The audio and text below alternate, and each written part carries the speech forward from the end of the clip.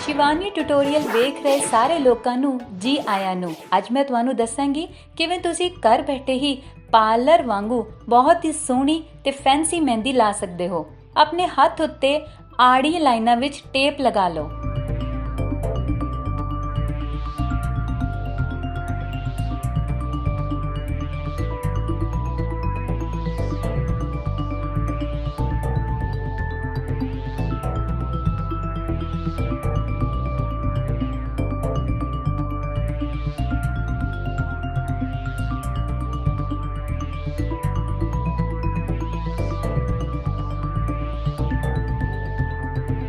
एक या दो उंगलियां दे गैप विच टेप इस तरह लगा लो।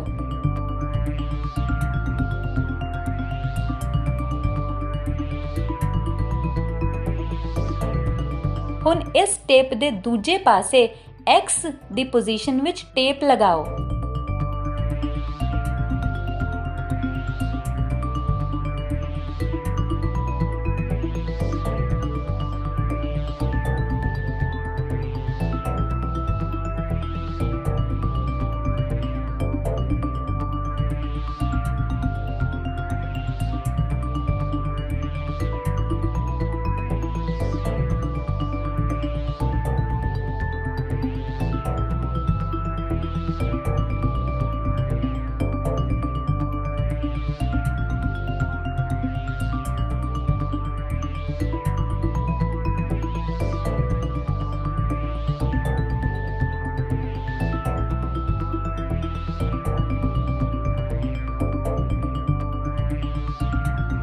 हुण हथ दे खाली हिस्से विच मेहंदी दी कीप नाल थोड़ी थोड़ी मेहंदी लगा लो।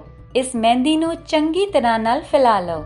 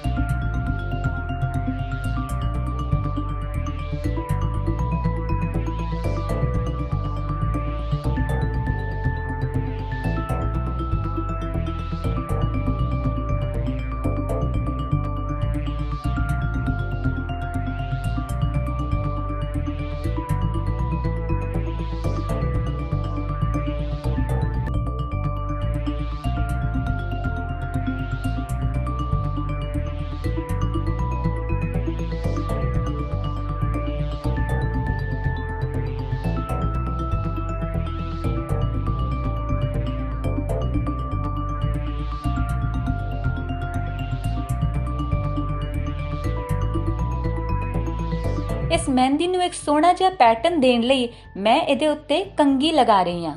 ए देखो इस तरह।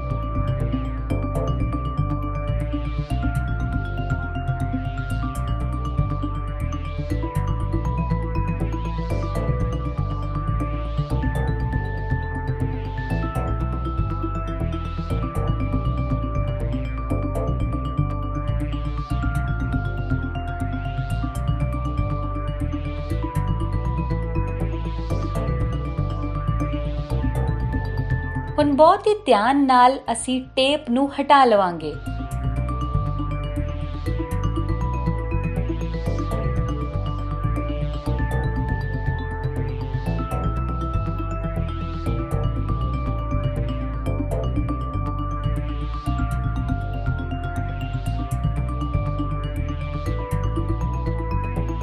ए देखो ये डिजाइन कितना सोहना लग रहा है।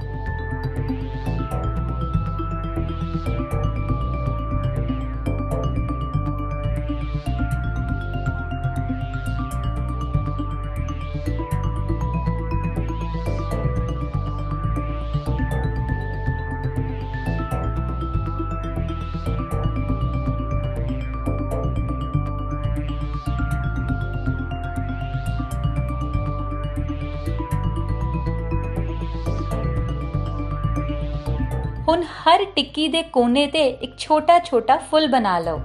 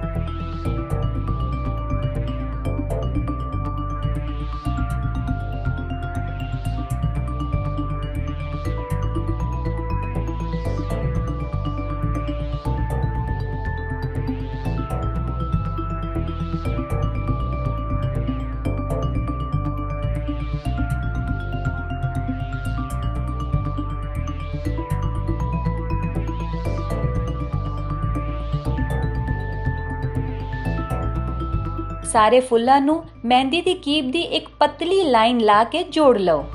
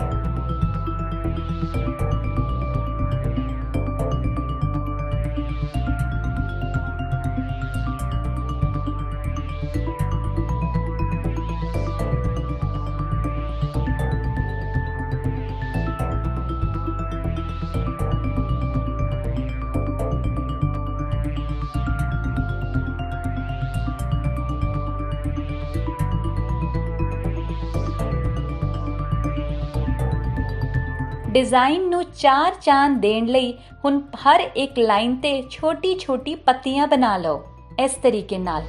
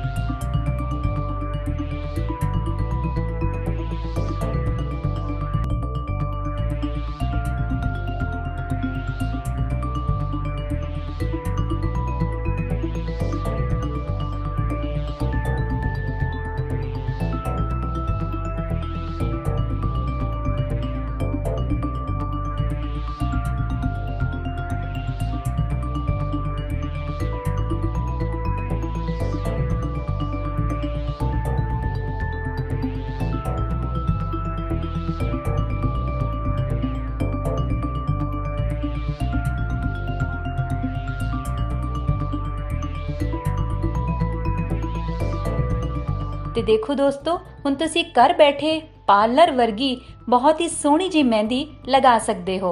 ਇਸ ਮਹਿੰਦੀ ਨੂੰ ਤੁਸੀਂ ਜ਼ਰੂਰ ਲਗਾਓ ਤੇ ਮੈਨੂੰ ਦੱਸਣਾ ਤੁਹਾਨੂੰ ਇਹ ਡਿਜ਼ਾਈਨ ਕਿਹੋ ਜਿਹਾ ਲੱਗਿਆ। ਸਾਡਾ ਵੀਡੀਓ ਦੇਖਣ ਲਈ ਬਹੁਤ ਬਹੁਤ ਧੰਨਵਾਦ। ਇਸ ਵੀਡੀਓ ਨੂੰ ਲਾਈਕ ਕਰੋ, ਸ਼ੇਅਰ ਕਰੋ, ਕਮੈਂਟ ਕਰੋ ਤੇ ਮੇਰੇ ਚੈਨਲ ਨੂੰ ਸਬਸਕ੍ਰਾਈਬ ਕਰਨਾ ਬਿਲਕੁਲ ਨਾ ਭੁੱਲਣਾ।